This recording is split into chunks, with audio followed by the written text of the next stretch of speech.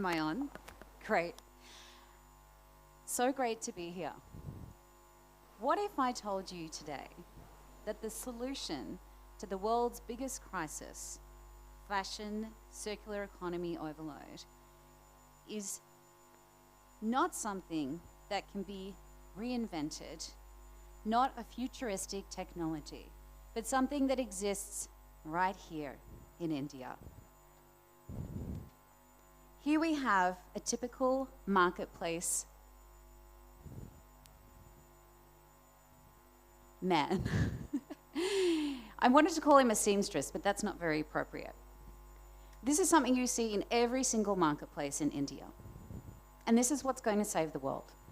I know that sounds like a really bold statement, but sustainability is not rocket science. Sustainability is so simple. We have overcomplicated everything in our lives. Now, I work in sustainability and I work in wellness, and I can tell you right now that a lot of the world thinks they invented turmeric. Have you heard that? You go to a Starbucks or some cafe in the US and they're like, we've got this drink, it's golden milk. It's healthy. It's been here for centuries. And the same goes for fast fashion and sustainability. We have become too greedy. We want everything fast. But in India, this repair guy is our lifeline.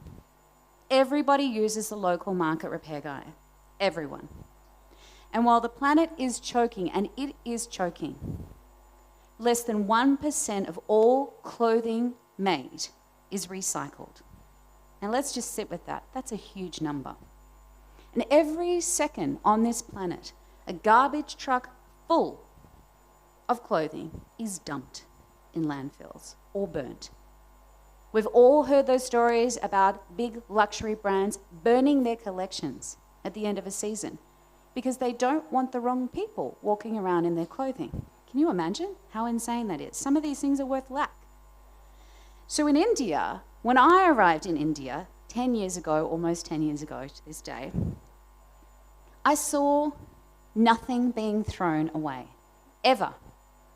And there's this perception that in India, there's garbage everywhere. I can tell you right now, every plastic bottle, every tea bag that you see on the gardeners' bikes has been a keepsake memory and treasured, recycled, repaired, and replaced over and over again.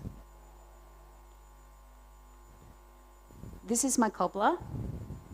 These are my shoes that he repairs. This is him working one late night on a Friday night with no complaints. He's repaired my shoes now for the last 10 years. This is the Dobby, if I say that correctly. She's my local ironing lady. Now, who would have thought that this lady in a marketplace could be saving the world? She's putting coal in her iron, and she's saving us from greenhouse gas emissions. It's remarkable. But the rest of the world doesn't have this. So I'm from Australia, that's my home country. And we are the largest consumers in the world of fashion. We purchased 53 garments per person last year. Indians purchased 20 on average. So that's less than half. So I come from a country where people just buy.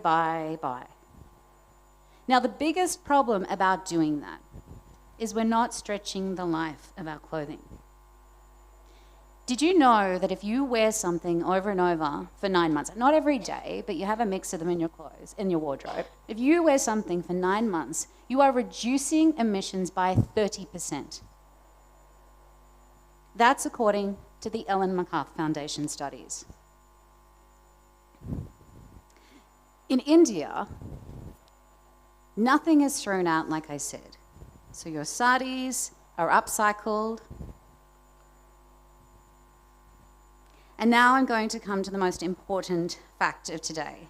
So in my many years of living and working in India and working in the sustainable world, this is the greatest art form that is becoming lost, sadly. If I tell you these statistics now, you may cry. In the year 2000, there were 15,000 families in Bagru, just outside of Jaipur, with these skills of artisan and block printing. Now, most of the room is Indian, so I will suggest that you all know what this is. These blocks behind this man, Chipas, they're mango wood and they're 400 years old. So this is the exact factory, if you call it that, artisan factory, artisan home, family, where they make the indigo block printing. I'm wearing an outfit made from a dye that is 400 years old. Now, according to UNESCO, this dye is a living fermentation. All we hear right now is about fermentation, how good fermentation is. This is part of our ecology. It's not fast fashion. It's not perfect, and that's the point. So maybe the problem is with us. We want everything perfect. We don't want the odd block prints. We don't want fading like you can see on my dress. We want everything to be quick, fast, perfect, and to scale. Now, these block printers can only produce 200 meters at a time. It's a very small amount if we're consuming as much as we're consuming on this planet, which we are. This is the dye that made this dress. This is 400 years old. I think that's just amazing.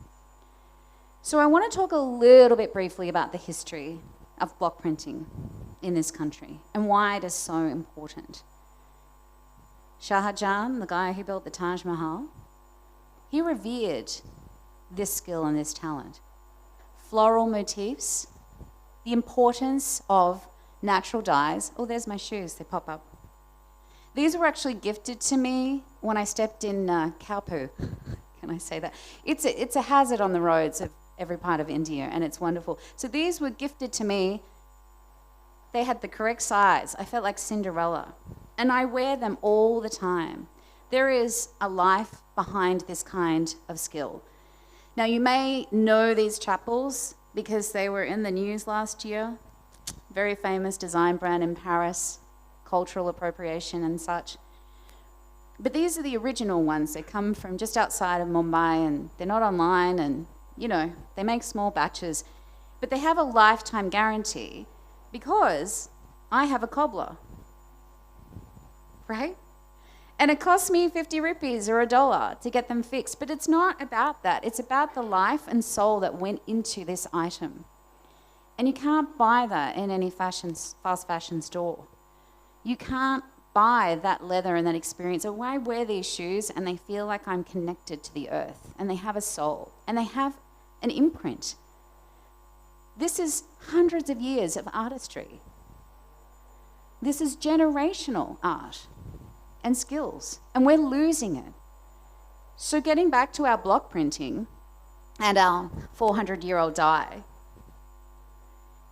can you believe that all those years ago in the 16th century, Mansingh from Amberfort, he brought out the Gujarat's textile experts to teach his region, the Bagru region, the Chipas, how to preserve, how to create these dyes. We don't have these dyes anymore in fast fashion. It's all azo or acid dyes. Can you imagine? It's going into our oceans. So much so, 200 trillion. Can you imagine that amount of water is wasted through fast fashion? This is a natural turmeric dye hanging from the clotheslines in Bagru. And it's a beautiful color. It's natural. Yeah, you know, my indigo kind of rubs off on me and the print's not perfect. But it has a soul, and it's keeping artisans alive. And it is the answer. It's the answer to saving the planet. The fashion industry currently creates 8% of global emissions each year. It's huge. We are dumping and burning clothes. These natural skills, embroidery, you still see these in fashion houses in India. You see the ladies sitting around, that's community.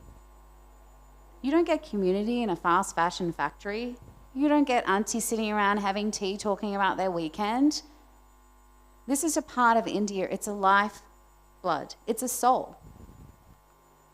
So I want you to look back to this man, and I want you to think about the next time you buy an article of clothing. And I want to stress, when you hear about sustainable fashion, it's not about breaking up with fashion. You can still buy clothing. Just try and stretch it a little bit longer. Try and get 9 months out of it before you purchase your next item of clothing. Don't be like the Aussies who just keep buying and buying and buying. Because the shift starts with us. One item of clothing at a time. All the skills are there, the artisans are there, and while it went from 15,000 families to just 6,000 families last year with these skills, it's a dying art. We need to promote that. And how do we promote it? How do we keep it alive? By buying the clothes. By saying yes to slow fashion. Because with slow fashion comes soul. Comes a whole history right back to the 16th century. And it's preserving a heritage, it's preserving lives, and it's putting India on the map. So the choice is ours, to slow down the fashion world, one outfit at a time. That's it. Thank you.